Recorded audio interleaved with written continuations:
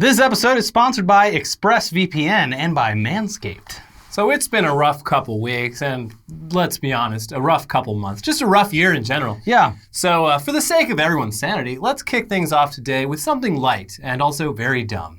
You know, mini versions of retro gaming consoles have been hugely popular in the last few years. There was the NES Classic, the Super NES Classic, the Genesis Mini, the Commodore 64 Mini, the PlayStation Classic, the TurboGrafx Mini, the Neo Geo Mini.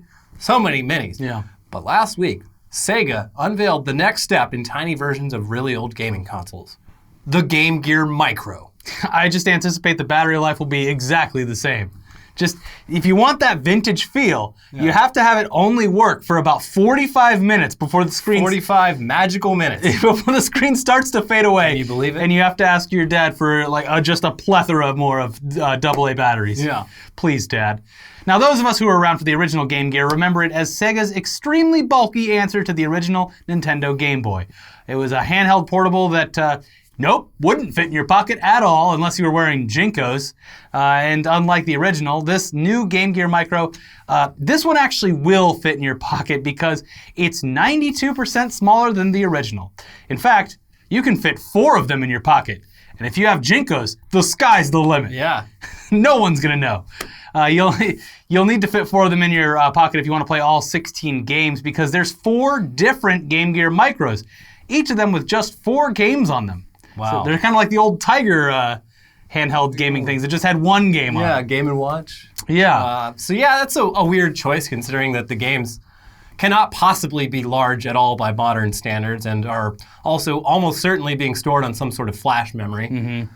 You could have fit all the games on there, Sega, but you didn't want to. But whatever. Yeah. So yeah, you're going to need to shell out around $200 for all 4 micros if you want to get the screen magnifier, which you will want that because the screens on these things are just 1.15 inches diagonally.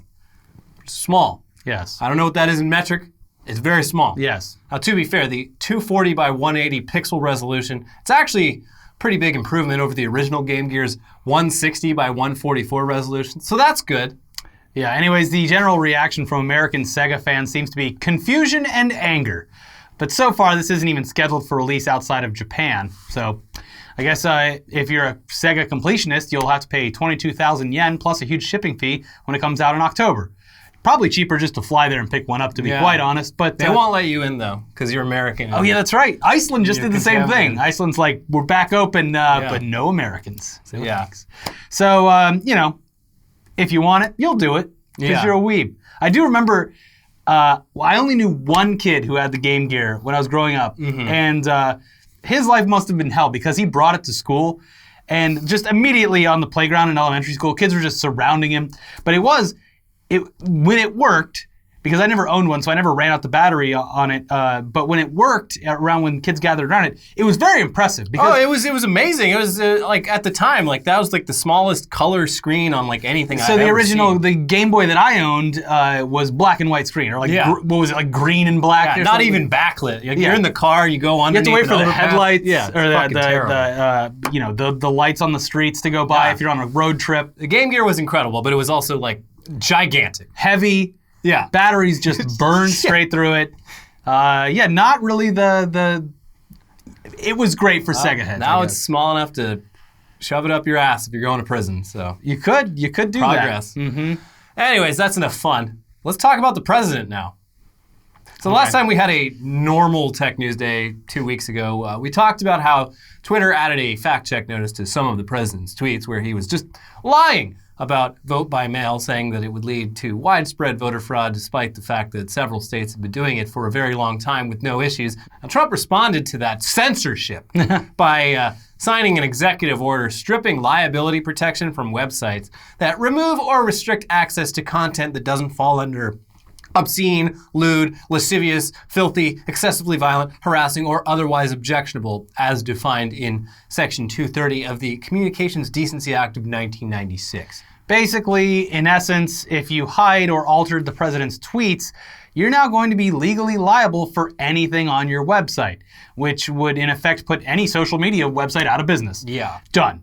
Now, for some background on Section 230, which is probably the most foundational law of the modern internet, there's two key sections. 230C1 says that online services are not to be treated as publishers of what third parties post, and this protects websites from being sued if a user posts libel or threats.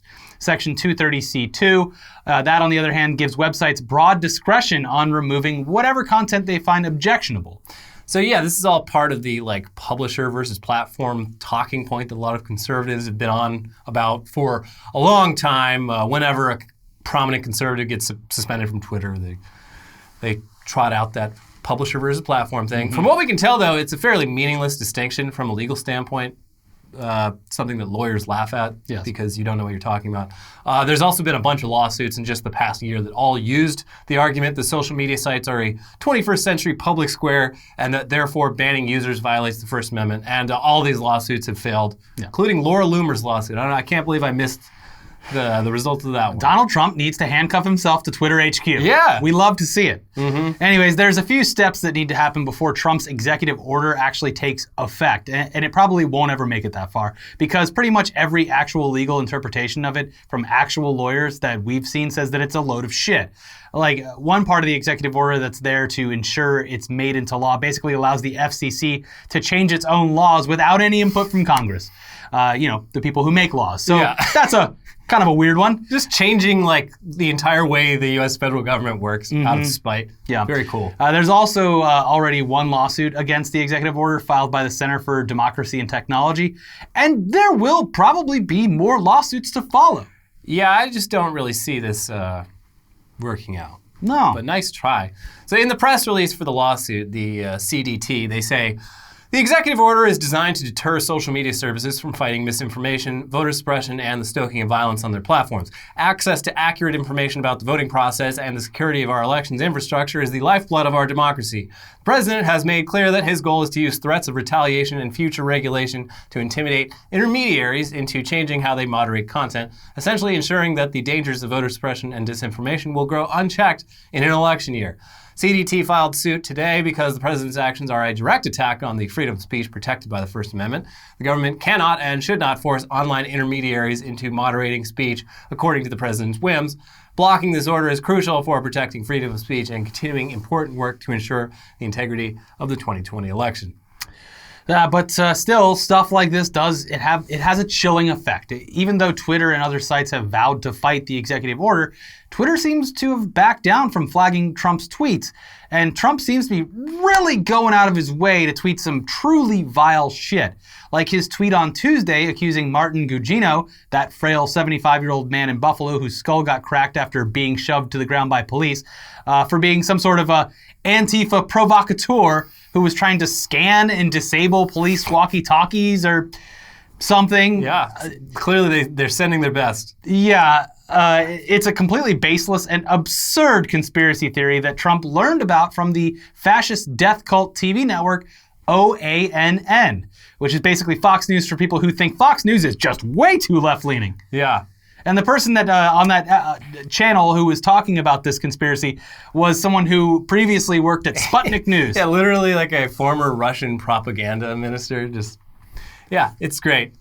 But One America News Network. Yeah, he really feels he's just like, well, come after me for this. I'm going to slander an old man who's in the hospital with his brain bleeding, who also has cancer and has been involved in 100% peaceful protesting for his entire life. He is the leader of Antifa. Yeah. Anyways, in other news, despite the biggest news of the past 2 weeks being the massive amount of anti-racist, anti-police brutality protests in basically every city across the country, COVID-19's still around. Wait, what? To paraphrase Charlie Daniels, COVID-19 ain't going away. Or at least in some places. Over in New Zealand, they announced a few days back that there are officially no remaining cases of the coronavirus across the entire country, which is cool. Yeah. Things are now returning to normal there with sporting events, schools, workplaces, and bars and restaurants allowed to return to normal. The only restriction remaining in place is at the border, which is smart. Unless you're a New Zealand resident or citizen, you're just not getting in.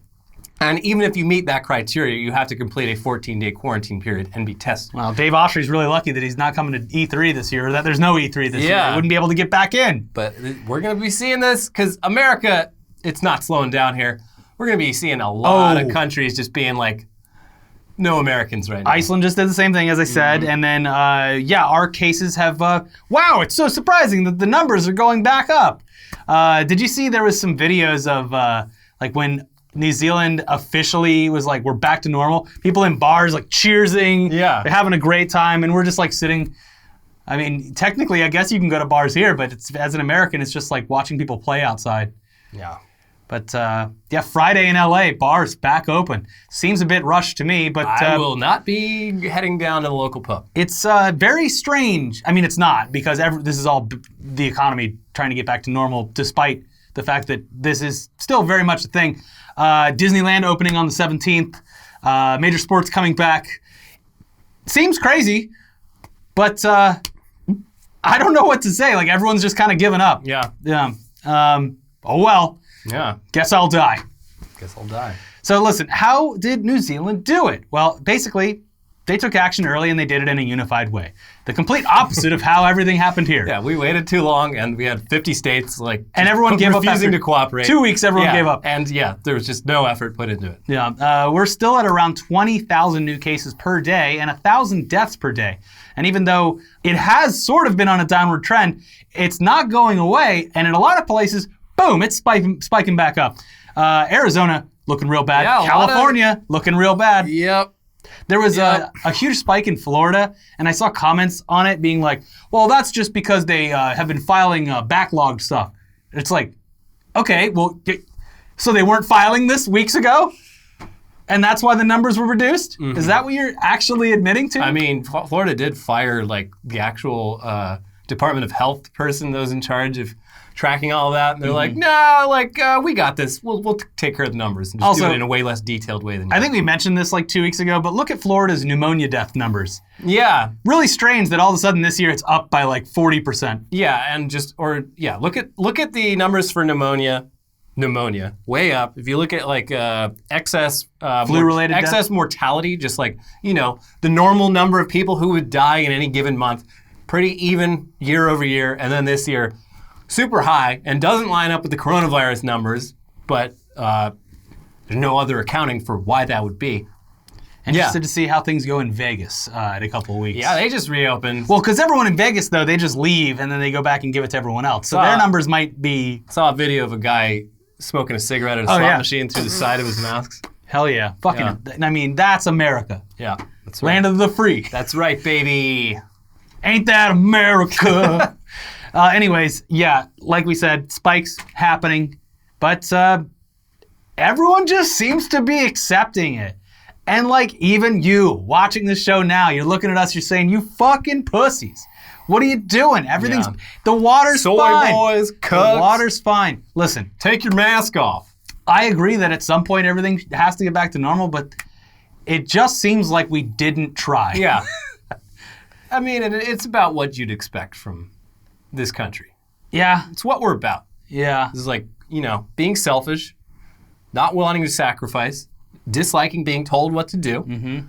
And having a perfect storm. Being dead set on an early death. Yeah, and also just in general, just doing things while sick that you shouldn't be doing. Well, because there's no safety net. We've already been over this. People can't not work in this country, and people can't because your healthcare is tied to your work. You have to fucking feed your family. There is no social safety net here. Yeah, but it is impossible. That is even bigger. It's just the people in general, they just don't stay home when they're sick.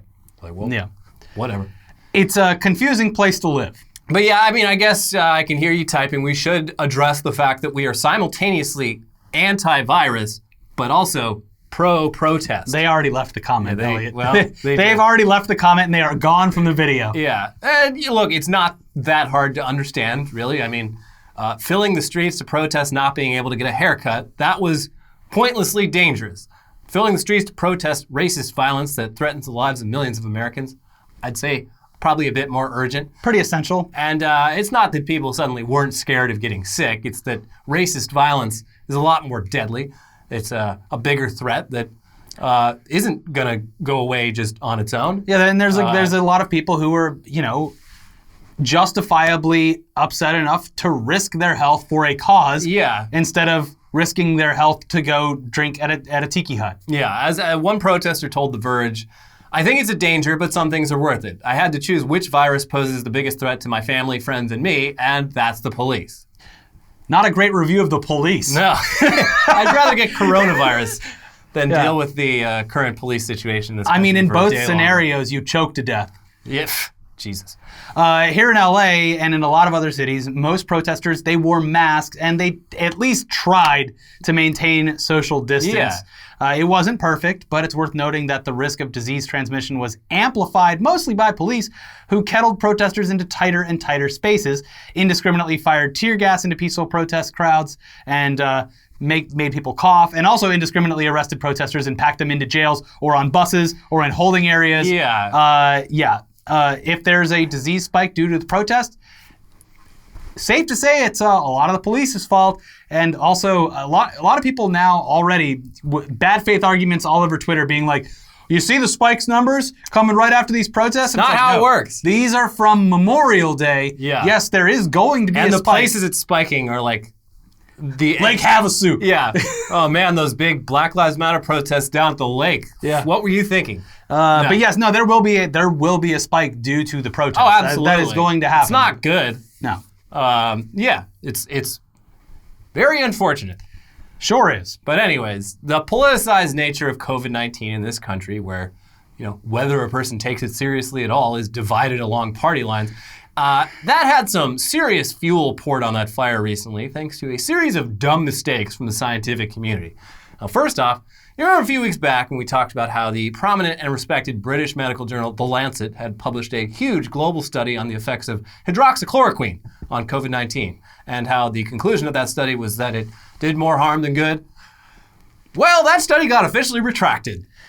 There's a lot of chaos in the medical industry now, and it's not good for anyone because it stirs chaos in people and reduces their trust, justifiably so, in the medical community. Mm-hmm. So does that mean, though, that hydroxychloroquine is actually good?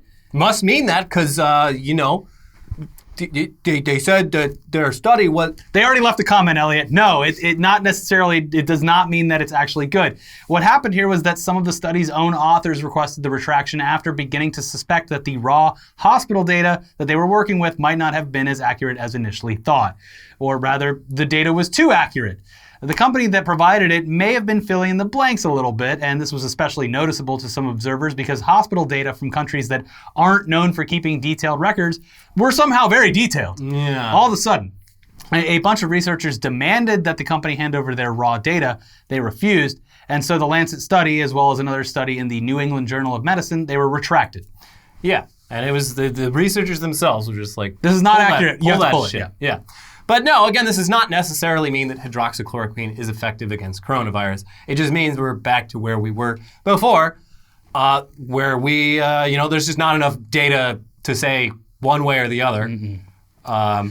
Meanwhile, though, the World Health Organization, or China Health Organization, they had a big blunder of their own this past week when one of their experts said that asymptomatic transmission, i.e. being contagious without feeling sick, was very rare. Blunder's putting it lightly. Yeah. For a company that is, or an organization that is already not very trusted by a great portion of this country, to have this come out was not great. However, this story just, it really underlines the problem with laymen and scientists, and how scientists' information is conveyed to laymen, and why that's such a delicate thing. Mm-hmm. Anyway, this person said asymptomatic transmission, very rare. And this, unsurprisingly, pissed off a lot of people who took it to mean that the danger of the virus was overblown, and that it meant we could have all been down at the pub this whole time as long as we felt fine. Mm-hmm. What the heck? Why am I wearing this dumb mask? Feels like I'm wearing underwear on my face. Well, the next day, the WHO came out again saying that they had misspoke and given the wrong idea. Yes, it can be spread asymptomatically, and some research suggests that up to 40% of transmission during the pandemic has been asymptomatic. So what happened here? Okay, so it turns out that the WHO representative who made the very rare comment had moments earlier talked about how a lot of people who spread the disease while asymptomatic by their own estimation actually did have symptoms. They were just very mild. So they weren't asymptomatic, they were just they weren't suffering from it as severely as someone in a hospital. Yeah, there's like asymptomatic, and then there's fully asymptomatic. Oh. Yeah. Sorry, I must have swallowed down the wrong hole. You see, my coughing fit was triggered by something. So basically, the WHO's like their actual scientific definition of asymptomatic, when they said very rare, and the general public's definition of asymptomatic, not the same.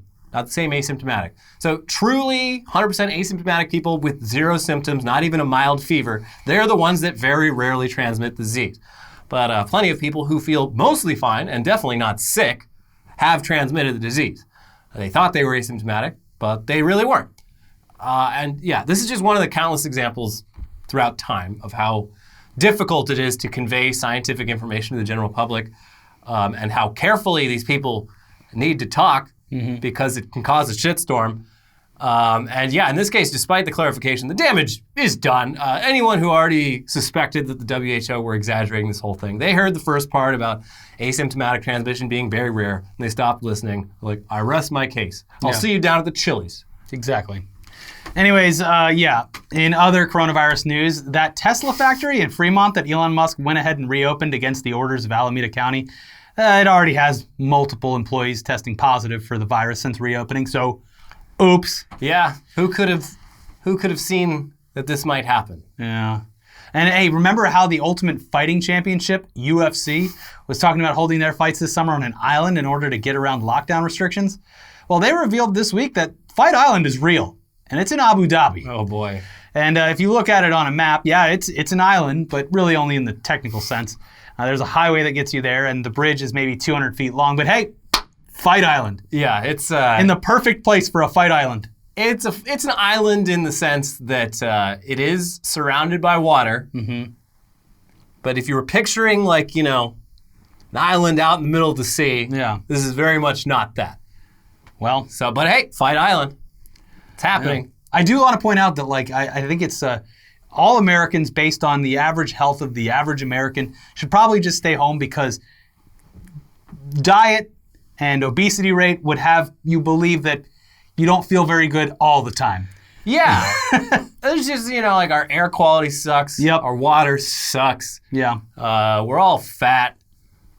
None of us get enough exercise. Yeah. I don't know when the last time I felt good was, because I'm just perpetually feeling like Every shit. day is a new and different pain. Mm-hmm. I'm never asymptomatic. I always have symptoms, even when I'm well. I got actually so pissed because there was a couple times in the past couple of months where I was like, and then, oh crap, dude, I have it. Yeah. And I got the fucking antibody test done at the doctor's office. Never had it, and I had multiple sleepless nights where I'm like, I don't know, is it possible? Yeah. I haven't done anything that put me at risk, but is it possible? I'm convinced if I had it, I'd be one of the ones that just he died. I don't know what happened. Like one day. I'd be one of the ones that just me. Yeah.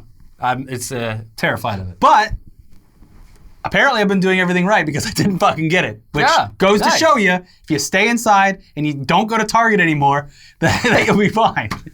Anyways, before we check in with Phil Rigo for his little news segment this week. Sure to be a joy. It's time for a word from this week's sponsors, starting with ExpressVPN. Mm-hmm. Have you ever searched for something online that you maybe wouldn't want other people to know about?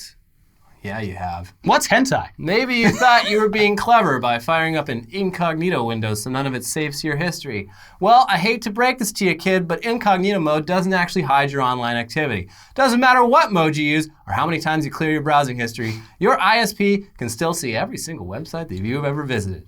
That's why, even when we're at home, we never go online without using ExpressVPN. Now, it doesn't matter if you get your internet from Verizon or Comcast or one of the other 2 ISPs in the entire country. They can all legally sell your information to ad companies. But ExpressVPN is an app that reroutes your internet connection through their secure servers so ISPs can't see the sites you visit.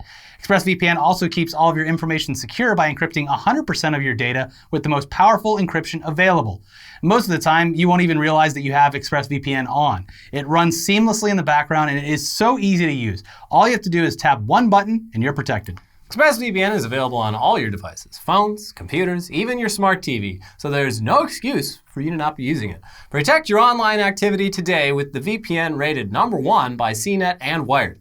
Visit our exclusive link, expressvpn.com/newsday, and you can get an extra 3 months free on a 1-year package. That is expressvpn.com/newsday. expressvpn.com/newsday to learn more. This episode is also sponsored by Manscaped. Now listen up, fellas, because Manscaped has a new product, the Weed Whacker. It's a nose and ear trimmer. Yup, the Weed Whacker is real. Take a look in the mirror and I guarantee you're gonna see some hairs sticking out of those holes. It is time to keep your ears and your nose looking great, just like your clean-shaven pubes. Manscaped is forever changing the game with their Weed Whacker. This nose and ear hair trimmer, it provides proprietary skin-safe technology which helps prevent nicks, snags, and tugs in those delicate holes. The premium Manscaped Weed Whacker uses a 9,000 RPM motor-powered 360-degree rotary dual-blade system. Its intelligently contoured design enhances the trimming experience, and it is waterproof, which makes for easy operation and cleaning. It's the only nose hair trimmer on the market with a powerful and rechargeable lithium-ion battery that lasts for up to 90 minutes of use. You ever pull nose hair out with your fingers? It's worse than nicking your balls, but Manscaped is making whacking your weeds a time to look forward to, delivering maximum confidence while providing hygiene. You'll even get a replaceable blade every 3 months to keep your weed whacking time clean and enjoyable. Fellas, 79% of partners polled, they admitted that long nose hair is a major turnoff. So it's time to upgrade your Manscaped routine with the Weed Whacker. Get 20% off plus free shipping with our code TechNewsDay20 at manscaped.com. Thank you, Manscaped, for keeping our pubes trimmed and our hairs in our holes looking nice. That is code TechNewsDay20 at manscaped.com. All right, Phil, what do you got for us this week? Remember COVID-19, the Chekhov's gun we saw in early 2020? Well, with some of the protests and police violence falling out of the 24-hour news cycle, it's back. And while all this has been going on, a lot of people who still have jobs, they're still working from home. Remember how cool it was at first? All your meetings and calls got replaced by Zoom video conferences. The first few days were neat. It's like, look at my virtual background. A couple weeks later, a lot of people started burning out after having, a grid of faces judgingly stare at you for 8 hours a day. But if it makes you feel better, Zoom fatigue is a very real thing. So no, it's not fun. So companies, they want to get everyone back to the office ASAP, right? Like that's a real thing, right? Well, Twitter is leading the charge in the other direction, saying some employees can permanently work from home. Other companies are doing the same, and whether or not you agree with the movement, a lot of people get the creeping feeling that working from home is the new normal. And while that may afford some people the luxury of not dealing with traffic, smelly coworkers, or a disgusting workplace microwave, it ushers in a whole new set of problems, such as your boss tracking everything you do at home. I already talked about Zoom tracking issues like 2 months ago. And guess what? Zoom killed the feature where your boss could track you. This, what I'm talking about now, way worse. Employers are making employees install tracking software so they can see what their little employee drones are doing because, presumably the adults that they hired to do a job, which employees, they had performed up to a satisfactory level in person prior to the pandemic, can no longer be trusted to manage their time and do their job because there's a virus out there. Tattleware, as some people call it, can check employees' locations via GPS, track what sites they visit, and have a record of who attended each meeting. The icons you just saw are from the website of Hubstaff, who offer these services and so much more.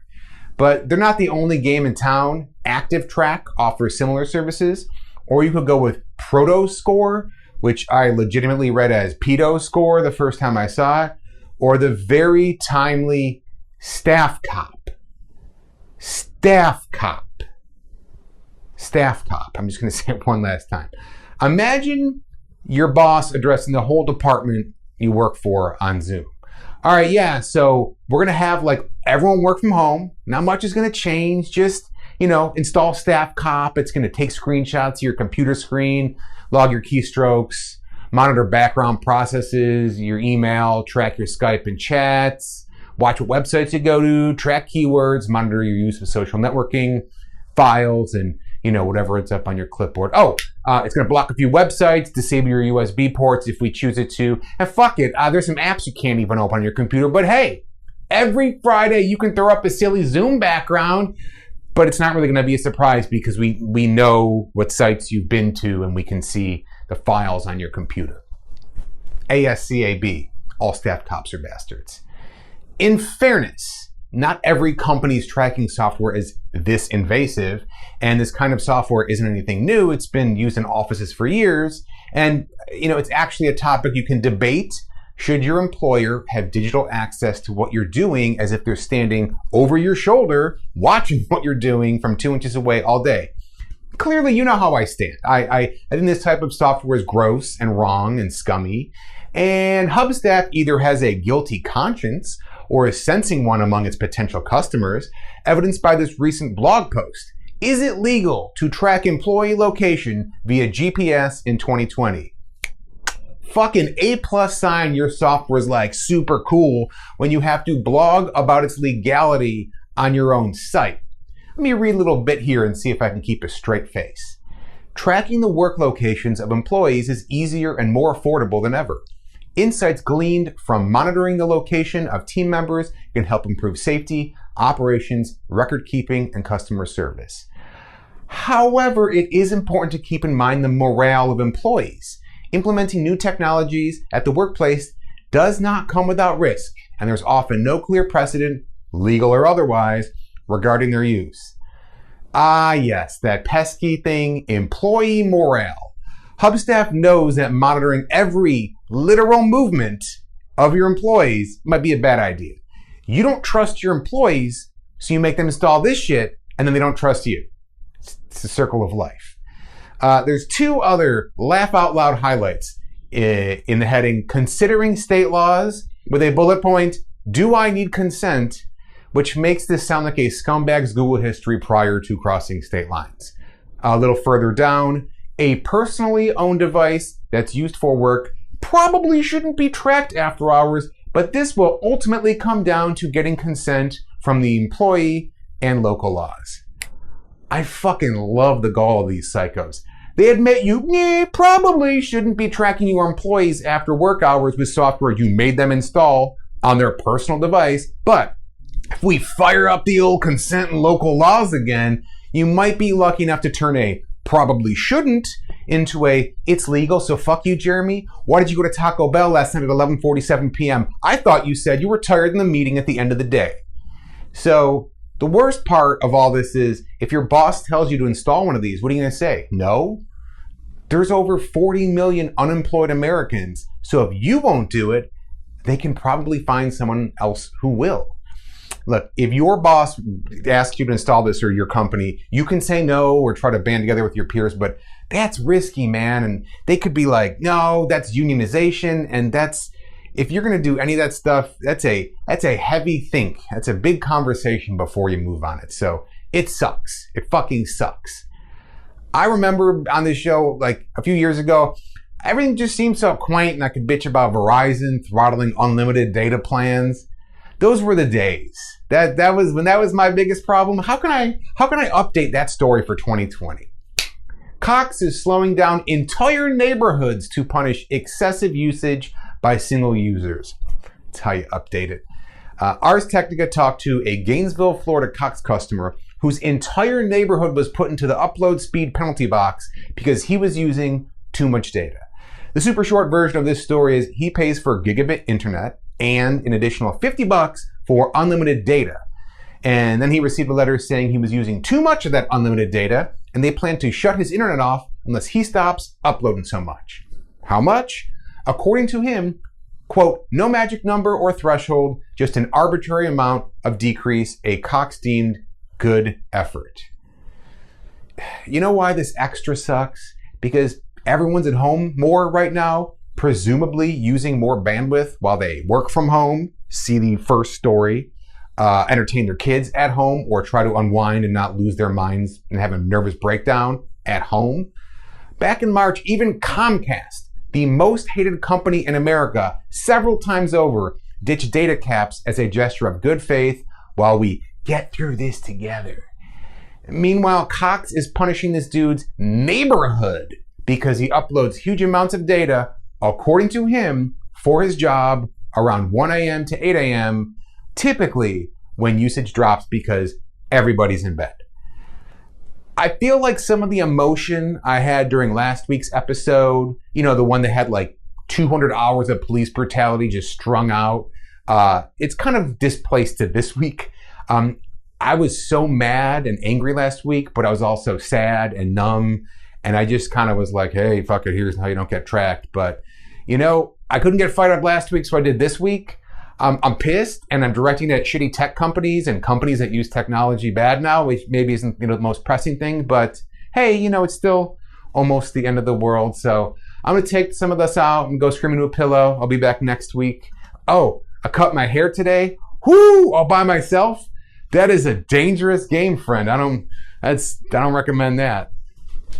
Well, thanks, Phil. Now, in some other brief tech news from this week, Google announced last week in the midst of everything else that foreign hackers had targeted the personal email accounts of staffers on both the Trump and Biden campaigns, with Chinese hackers going after Biden and Iranian hackers going after Trump. Considering how central the email hacking of the Clinton campaign was to the 2016 election, it seems like both 2020 campaigns are taking this pretty seriously. But hey, there's still 5 months until Election Day, and all it takes is one fuck up. All it takes is, whoever's the John Podesta of each of these campaigns to get a phishing email, just a blatantly fucking fake phishing email. Be like, hey, it's me, Google. Click on this and type in your password. I know we've talked about it before, but remember when the president or the CEO of Machinima did that? Yeah, the entire Machinima YouTube channel, they got locked out of it. And all the email servers were shut down. And, it was great. It's always, it's... Hey, excuse me, we can't get into your email. What's your password? Oh, well, here it is. Don't mind if I do.